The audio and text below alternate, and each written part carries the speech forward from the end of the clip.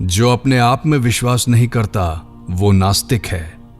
प्राचीन धर्मों ने कहा है वो नास्तिक है जो ईश्वर में विश्वास नहीं करता। नया धर्म कहता है नास्तिक वो है जो अपने आप में विश्वास नहीं करता। सफलता प्राप्त करने के लिए जबरदस्त सतत प्रयत्न और इच्छा शक्ति की आवश्यकता है। प्रयत्नशील व्यक्ति कहता है मैं समुद्र पी जाऊंगा, मेरी इच्छा से पर्वत टुकड़े टुकड़े हो जाएंगे। इस प्रकार की शक्ति और इच्छा रखो, कड़ा परिश्रम करो, तुम अपने उद्देश्य को निश्चित पाओगे। विश्वास, विश्वास, अपने आप पे विश्वास, ईश्वर पे विश्वास, यही महानता का रहस्य है। यदि तुम पुराण के 33 करोड़ देवी देवताओं और विदेशियों द्वारा बतलाए हुए सब देवताओं में भी विश्वास करते हो, पर यदि अपने में विश्वास नहीं करते तो तुम्हारी मुक्ति नहीं हो सकती। स्वयं पे विश्वास रखो, उस पर स्थिर रहो और शक्तिशाली बनो। यह एक बड़ी सच्चाई है। शक्ति ही जीवन है और कमजोरी मृत्यु। शक्ति परम सुख है, अजर अमर जीवन है। कमजोरी कभी न हटने वाला बोझ और यंत्रणा है। संसार को बस कुछ 100 साहसी स्त्री पुरुषों की आवश्यकता है। उस साहस का अभ्यास करो जिसमें सच्चाई जानने की हिम्मत है, जिसमें जीवन के सत्य को बतलाने की हिम्मत है, जो मृत्यु से नहीं कांपता, मृत्यु का स्वागत करता है और मनुष्य को बतलाता है कि वो अमर आत्मा है। समस्त विश्व में कोई उसका हनन नहीं कर सकता। तब तुम आजाद हो जाओगे। कर्म करना बहुत अच्छा है, पर वो विचारों से आता है। इसलिए अपने मस्तिष्क को उच्च विचारों और उच्चतम आदर्शों से भर लो। उन्हें रात दिन अपने सामने रखो। उन्हीं में से महान कार्यों का जन्म होगा। असफलता की चिंता मत करो, वे बिल्कुल स्वाभाविक हैं। वे असफलताएं जीवन का सौंदर्य हैं। उनके बिना जीवन क्या होता? जीवन में यदि संघर्ष ना रहे तो जीवित रहना ही व्यर्थ है। इसी संघर्ष में है जीवन का काव्य। संघर्ष और त्रुटियों की परवाह मत करो। असफलताओं पर ध्यान मत दो। ये छोटी छोटी फिसलने हैं। आदर्श को सामने रखकर 1000 बार आगे बढ़ने का प्रयत्न करो।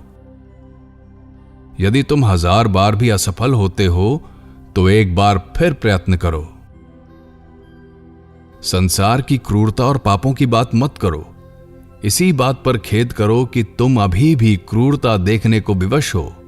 इसी का तुमको दुख होना चाहिए कि तुम सब और केवल पाप देखने के लिए बाध्य हो।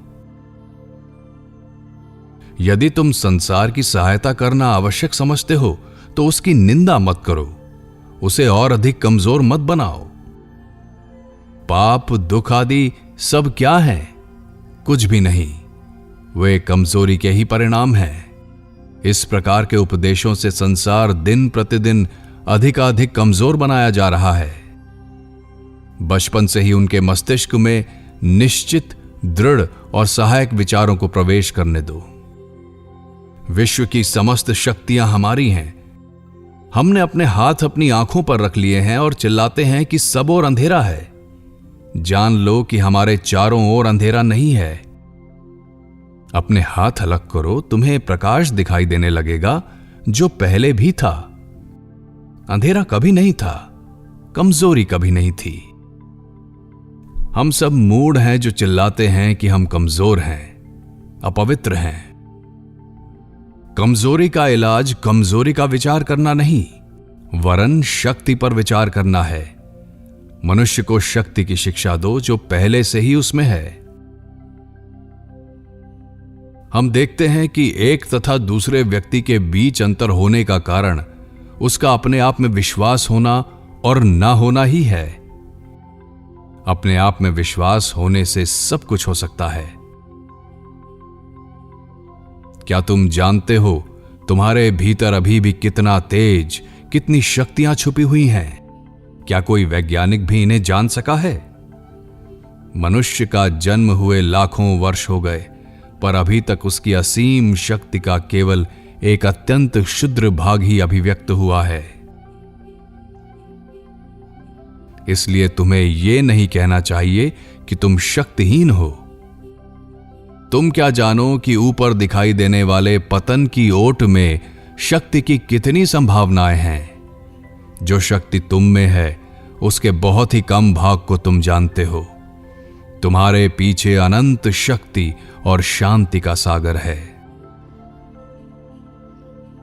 यदि मानव जाति के आज तक के इतिहास में महान पुरुषों और स्त्रियों के जीवन में सबसे बड़ी प्रवर्तक शक्ति कोई है तो वो है आत्मविश्वास।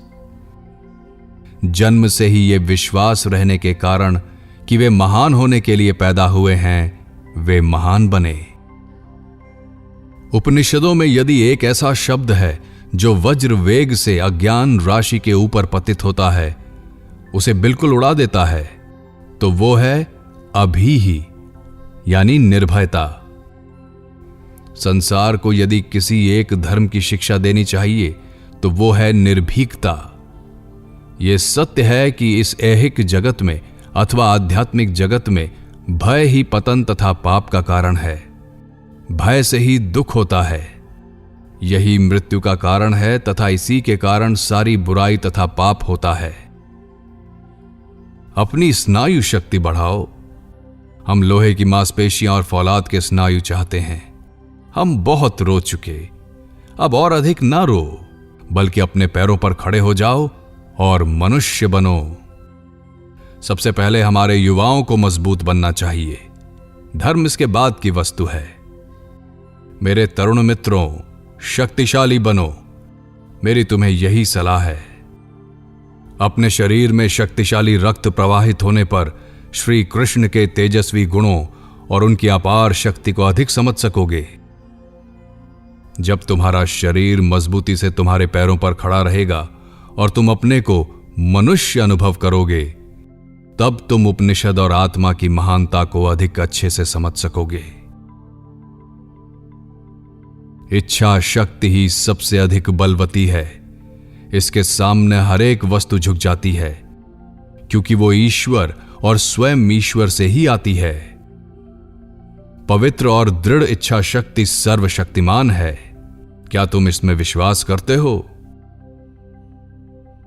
मनुष्य, केवल मनुष्य ही हमें चाहिए, फिर हर एक वस्तु हमें प्राप्त हो जाएगी। हमें चाहिए केवल दृढ़, तेजस्वी, आत्मविश्वासी तरुण, ठीक ठीक सच्चे हृदय वाले युवक। यदि ऐसे 100 व्यक्ति भी मिल जाएं, तो संसार आंदोलित हो उठेगा।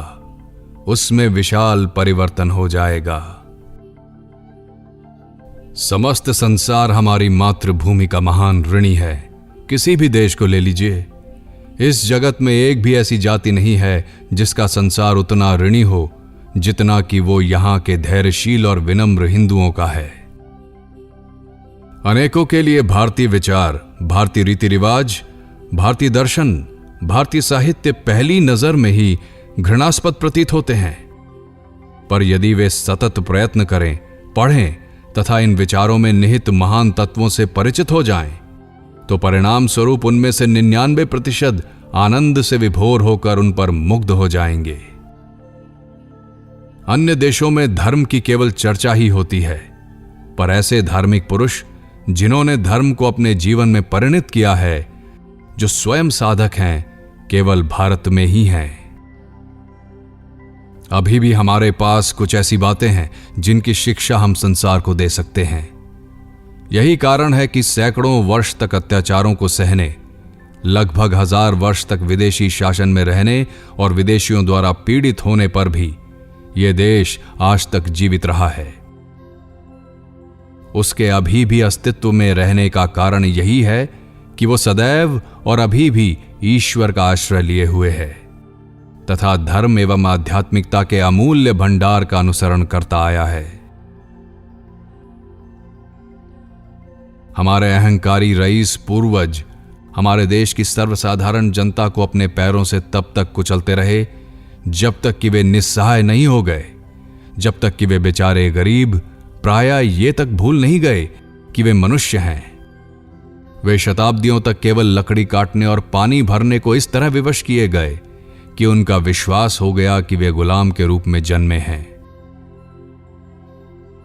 हमारे इस देश में अभी भी धर्म और आध्यात्मिकता विद्यमान है, जो मानो ऐसे स्रोत हैं जिन्हें अबाध गति से बढ़ते हुए समस्त विश्व को अपनी बाढ़ से आप्लावित कर पाश्चात्य तथा अन्य देशों को नवजीवन तथा नवशक्ति प्रदान करनी होगी। ध्यान रहे, यदि तुम इस आध्यात्मिकता का त्याग कर दोगे और इसे एक ओर रखकर पश्चिम की जड़वादपूर्ण सभ्यता के पीछे दौड़ोगे, तो नतीजा यह होगा कि 3 पीढ़ियों में तुम एक मृत जाति बन जाओगे, क्योंकि इससे राष्ट्र की रीढ़ टूट जाएगी। राष्ट्र की वो नींव जिस पर इसका निर्माण हुआ है नीचे धंस जाएगी और इसका फल सर्वांगीण विनाश होगा। उपनिषदों का सत्य तुम्हारे समक्ष है, उन्हें स्वीकार करो, उनके अनुसार अपना जीवन बनाओ और इसी से शीघ्र ही भारत का उद्धार होगा।